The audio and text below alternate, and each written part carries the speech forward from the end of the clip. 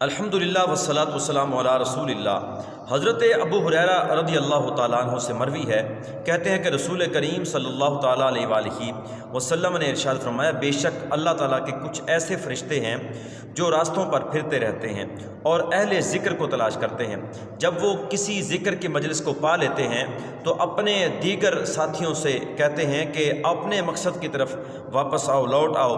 پس انہیں فرشتے اپنے پروں کے ساتھ آسمان دنیا تک ڈھانپ لیتے ہیں، یعنی جو اہل ذکر ہوتے ہیں، مجلس میں شامل ہوتے ہیں نیک محفل کے اندر، ان لوگوں کو اللہ تعالیٰ کے فرشتے اپنے پروں سے ڈھانپ لیتے ہیں۔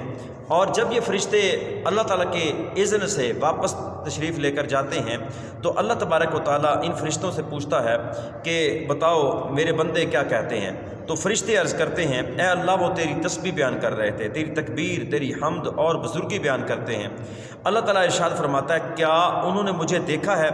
تو فرشتے عرض کرتے ہیں، اے اللہ نہیں، خدا کی قسم انہوں نے آپ کو نہیں دیکھا۔ اللہ تعالیٰ ارشاد فرماتے ہیں، اگر انہوں نے مجھے دیکھا ہوتا تو ان کی حالت کیا ہوتی؟ تو حضور صلی اللہ علیہ وسلم نے ارشاد فرمایا، فرشتے عرض کرتے ہیں کہ اگر وہ آپ کو دیکھ لیتے تو اور زیادہ آپ کی عبادت کرتے، اور یا اللہ تیری اور زیادہ بزرگی بیان کرتے ہیں، تیری تسبیح بیان کرتے۔ اللہ تعالیٰ ارشاد فرماتا ہے، وہ کیا مانگتے ہیں؟ فرشتے اس کے بعد یہ عرض کرتے ہیں، کہتے ہیں، یا اللہ وہ آپ سے جنت مانگتے ہیں۔ تو اللہ تعالیٰ ارشاد فرماتا ہے، کیا انہوں نے جنت کو دیکھا ہے؟ تو فرشتے عرض کرتے ہیں، نہیں، خدا کی قسم اے رب کریم انہوں نے جنت کو نہیں دیکھا۔ تو اللہ تعالیٰ ارشاد فرماتے ہیں، اگر وہ جنت کو دیکھ لیں تو ان کی حالت کیا ہو؟ فرشتے عرض کرتے ہیں، اگر وہ جنت کو دیکھ لیں تو جنت کے زیادہ آرزو مند ہو جائیں۔ تو پھر آگے اسے عرض کرتے ہیں فرشتے، کہتے ہیں کہ اسے اور زیادہ شدت سے یا اللہ آپ کی بارگاہ سے اس کو طلب کریں اور ان کی رغبت جو ہے اور بڑھ جائے۔ اللہ تعالیٰ نے ارشاد فرمایا، وہ کس چیز سے پناہ مانگتے ہیں؟ تو فرشتے عرض کرتے ہیں، یا اللہ وہ دوزخ سے پناہ مانگتے ہیں۔ تو اللہ تعالیٰ ارشاد فرماتے ہیں، کیا انہوں نے دوزخ کو دیکھا ہے؟ تو فرشتے عرض کرتے ہیں، یا اللہ خدا کی قسم انہوں نے اسے نہیں دیکھا۔ تو اللہ تعالیٰ ارشاد فرماتے ہیں، اگر وہ دوزخ کو دیکھ لیں تو ان کی حالت کیا ہو؟ فرشتے عرض کرتے ہیں، یا اللہ اگر وہ دوزخ کو دیکھ لیں تو اور زیادہ اس سے دور بھاگیں اور زیادہ ڈریں۔ اللہ تعالیٰ ارشاد فرماتا ہے، میں تمہیں گواہ بناتا ہوں، میں نے ان سب کو بخش دیا۔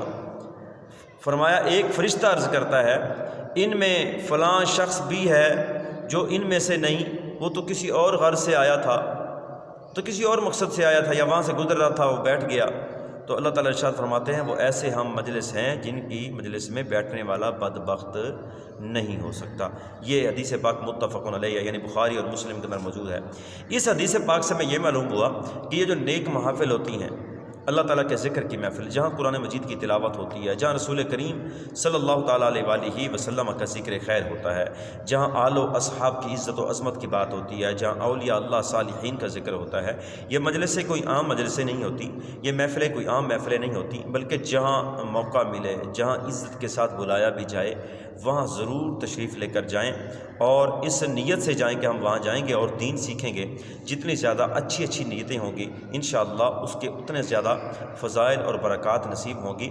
تو اس لیے یہ دیکھیں کتنی فضیلت ہے، اللہ تعالیٰ کے فرشتے آتے ہیں، اپنے پروں سے اس جگہ کو ڈھانپ لیتے ہیں، اور اللہ تبارک و تعالیٰ فرشتوں کو گواہ بنا کر کہتا ہے کہ میں نے ان ذکر کرنے والوں کو جو اللہ تعالیٰ ارشاد فرماتا ہے کہ میرے ذکر کے لیے اکٹھے ہوئے، میرے پاک نبی کے ذکر کے لیے اکٹھے ہوئے، کیونکہ اللہ تعالیٰ نے ارشاد فرمایا، ذکر کا ذکری، محبوب جو آپ کا ذکر ہے وہ میرا ذکر ہے، جو رسول کریم صلی اللہ علیہ وسلم کا ذکر ہے وہ بھی اللہ تعالیٰ کا ہی ذکر ہے۔